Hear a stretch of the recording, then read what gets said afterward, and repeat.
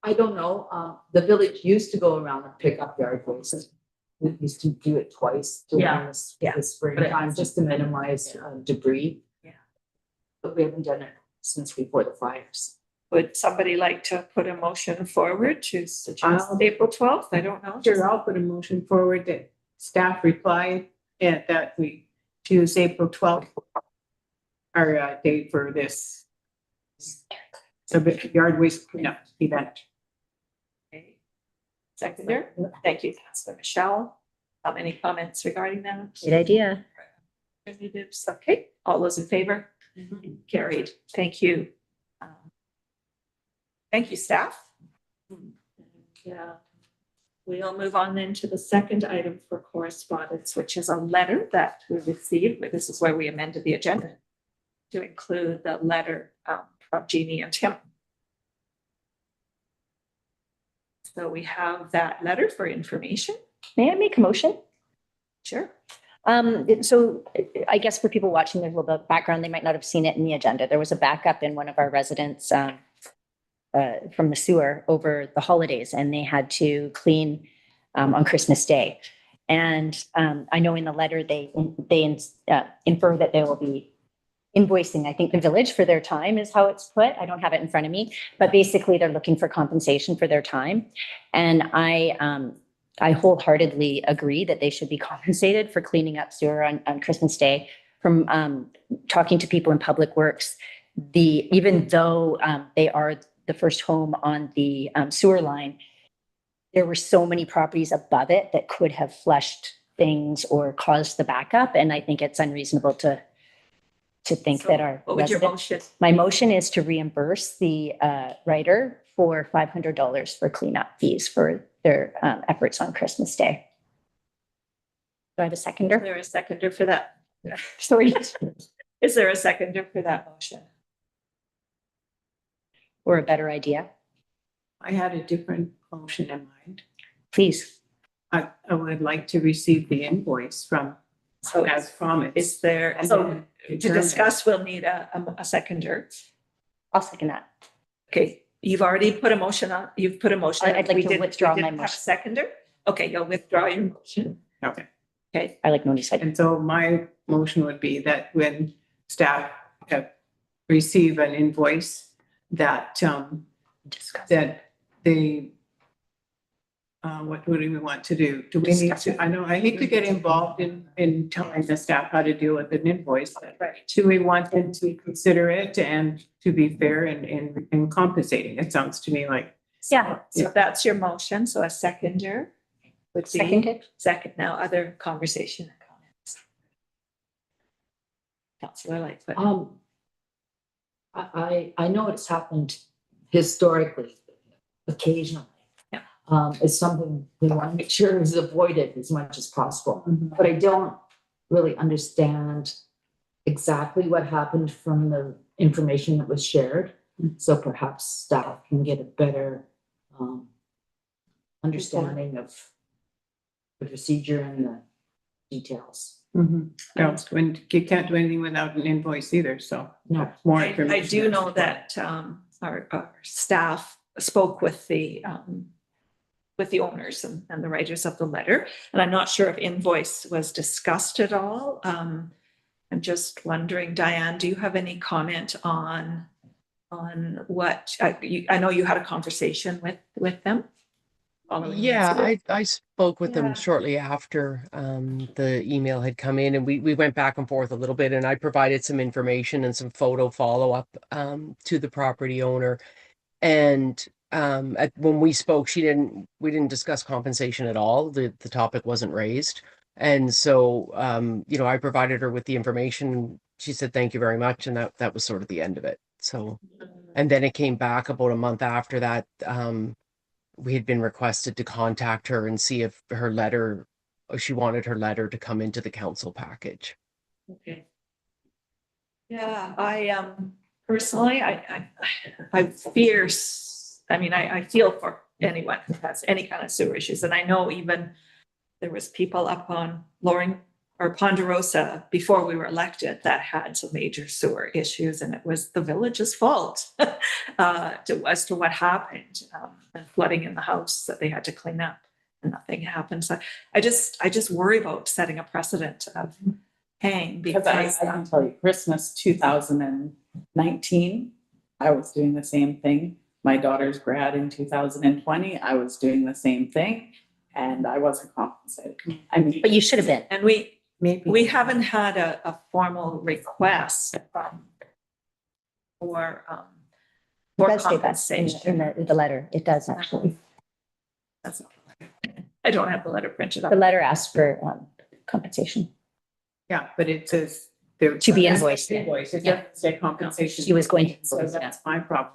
You can't tell me what you want compensation for. I can't give it to you. Councillor Lightfoot. And I'm just throwing this out, it doesn't make it right or wrong or whatever, but I know that for our house insurance, there is water and sewer damage, which I had removed because we're on our own system over there. So I'm not sure what Insurance. policies hold, if it's generally part of an insurance package, if this person had it or not. It's something for sure that needs to be addressed, but Okay, Councillor Choss. I know that Councillor McCann's motion is still on the table, so we're still going to vote on that. Insurance typically covers what happens with your sewer line on your property. So off your property, your insurance won't cover you. This happened off of her property. that's to be verified. It has been Yes. verified. It's in the report. We snaked it. I'm speaking very strongly in favor of Councillor McCann's motion. If there's no other discussion, I'll call the question. What was the motion? So the right. motion is, Yes. Can you please clarify? That's what I was going to ask you. thank Can please you, clarify? Corporate Officer Tarasenko. So Noni? Well, my motion is that should there be an invoice, that staff consider the invoice and have a discussion. I don't want to get involved in micromanaging here and us telling staff what to do. I recognize that's not our role. But at the same time, to me, you can't make compensation if there's no invoice. So to me, there would need to be some kind of an invoice stating the conditions that are being asked to be met. And Staff be directed to request an invoice. that's my. And I'm not sure how We we brought back for discussion. I'm concerned, I guess, to request an invoice makes it sound like we would I don't cover the want to cost. request an invoice. I want to wait for an invoice to come. Absolutely, but if we ask the proponent for, if the staff asks proponent for an invoice to come, I No, think there would be a strong, That's as not what long I'm as asking for. you're No, not asking for. no, an I'm invoice. asking that if staff receive an invoice from this party, that they at least consider the invoice and whether or not there's fair compensation required. That's my motion. Councillor Lightfoot. so basically, we're saying that we might consider compensation, but we require staff to receive an invoice, upon which time council will review it and make a decision, Okay. right? I like that. And that has to be very clear. Councillor Choss. Just if we cause an issue, and I realize there hasn't been compensation in the past, but the village is liable. So if we didn't compensate, I know this is a smaller, in the greater scheme of things, issue in the house, like it could be a lot worse. But at the end of the day, it is our liability if it happened in our sewer line. So I think what Councillor McCann's proposed is more than fair. Other comments? I will call the question. All those in favor? Did you get it, Lisa? Yes, I'm not sure. Diane, did you have a comment? I thought I saw your hand. Well, I mean, my only comment was like, I mean, if I want to pass a motion asking us to deal with an invoice that comes into the office, that's totally fine. Of course, we're going to do that. If somebody sends us an invoice for something, we will deal with it. We've had a discussion with the individual. She indicated that an invoice wasn't coming. I thought it was resolved. If it's not, that's totally fine. We will address it when it comes in. So I don't think it needs to come back to council. I think we can deal with it. Thank you for that. Thank you, CEO Montpetit. Should be. Thank you. So are we rescinding the motion that was put forward then? Well, it's been answered. Yeah. That's all I wanted, was to make sure that Yeah, it's dealt with. We can just not vote. So there is. yeah, we don't need to have a. Okay. So- May I ask a question about correspondence on the grander scheme of things? Because I think in our communications with the Village of Lytton newsletter or the website or Facebook, maybe just a better understanding for our community of how correspondence gets onto the agenda. Because I get a lot of confusion from community members, like, who do I address it to? Who gets it? Is it on the agenda? Isn't it? You know, so if we had some clarification that, you know, if you don't want it on the agenda, which is sometimes the case, that you need to say that. Otherwise, if you address it to mayor and council and the CAO or however that looks, it will be on the agenda and addressed, because people don't understand necessarily the procedure. So could we please, I don't know that we need a motion or anything, but could we ask staff to put that information onto the website? It is actually on the website, Councillor Toss. It's, Oh, great. yeah, there is a section there on how to like communicate with council. And so there's the different, you can, you know, by either writing or things like that. So yeah, and which email to use as well. Okay, and may I ask where that's found on the website? I'll just have to jump in there, but I know it is there. Hold on one moment. Don't worry about it right now. You can, corporate officer, you can send me that at another time. Thank you. Yeah, sure. Okay, we'll move on to verbal reports. Don't have a lot to report, but March 11th to 13th, I attended the Local Government Leadership Academy Forum in Richmond and attended a variety of sessions there. Excellent conference. The best of the two. In my years, but in the last 3-4 years, I've been on council. Some of the key sessions and discussions, which were around around power of storytelling and leadership. That's an excellent session on that. Reconciliation, learning from failures and mistakes as elected officials, something we don't think about maintaining our roles and responsibilities as elected officials and letting staff do their work. There was actually a lot of conversation around that. And staying grounded in good governance, which is something, you know, through our training that we did at the very beginning, those last 2 bullets in particular, what really drilled into us, you know, what our role is, what our responsibility, what does good governance really look like? And it's something that, you know, I think going to sessions like this really gives me time to reflect and think about what that is.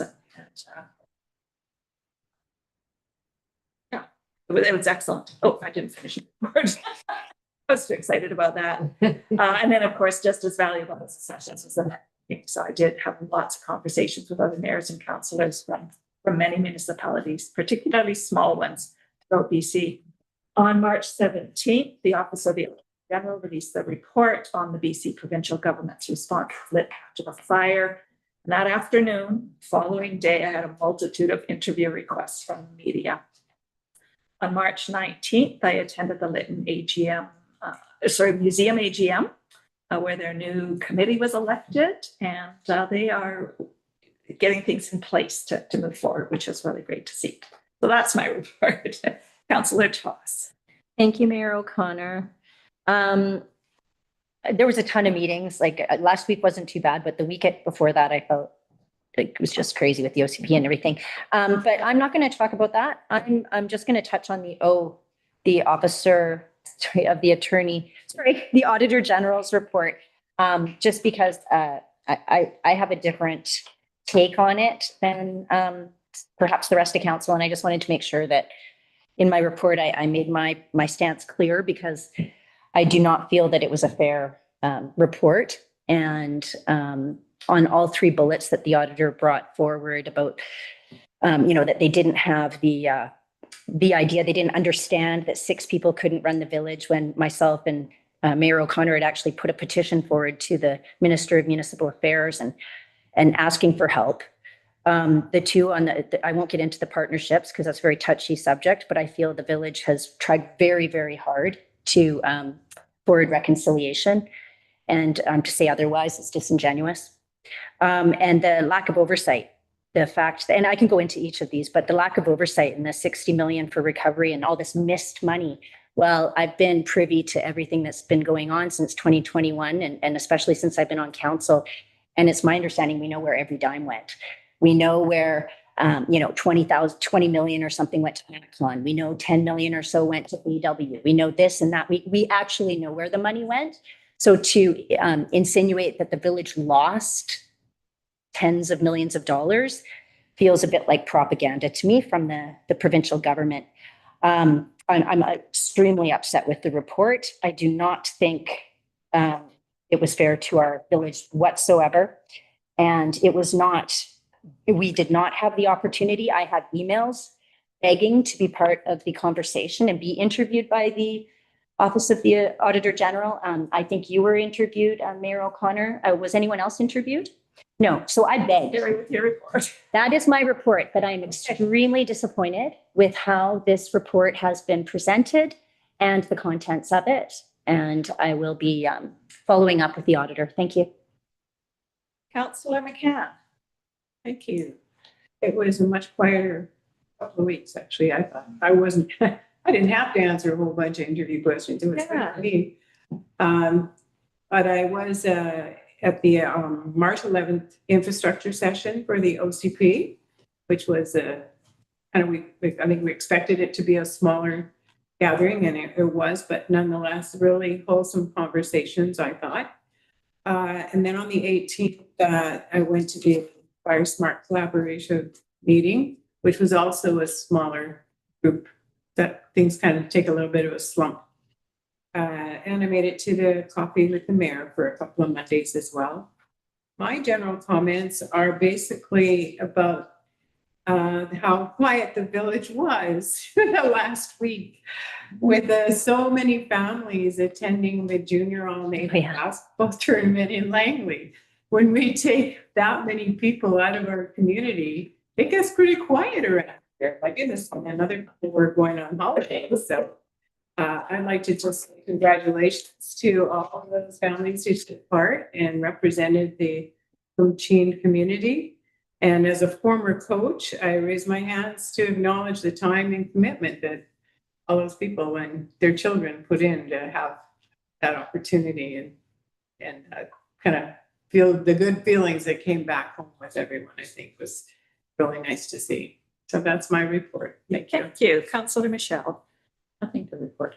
And Councillor Lightfoot. I was able to attend the infrastructure OCP meeting, and that was good to hear some comments. And other than that, just a coffee and some family visitors over the weekend, which was unusual. I guess spring is sprung. Okay, and we are going to be moving into closed meeting. 2 items to be released. I've lost my first page here. The first item is item number 2C-054C, which is a resolution that council approve a contract extension for James Rowe, J. Rowe Consulting Incorporated, until December 31st, 2026. And I apologize because I'm looking for my other page. Thank you. There it is. And item number 26047C, which is a resolution that council approved the purchase of 25 and 45 Roaring Way for $375,000 plus $44,000 donation receipt. And the council authorized the mayor and corporate officer to execute the required documents, and both of those were carried. With that, we are going to be moving into closed session tonight to discuss items 91L and 92BI. And thank you very much for attending, and I'll turn it back to the corporate officer, Storoshenko. I do just need a motion to move into closed. I do. Yes, we do. We need a motion to So move. Lightfoot. Councillor Lightfoot and seconded. I'll second. Thank you, Councillor McCann. All those in favor? Carried. Thank you, Your Worship. So that concludes the public portion of the regular council meeting for March 24th. We ask that members of the public and staff exit the meeting as council proceeds to close. Thank you for joining us this evening. Council, I invite you to take a short recess while I prepare the meeting to close.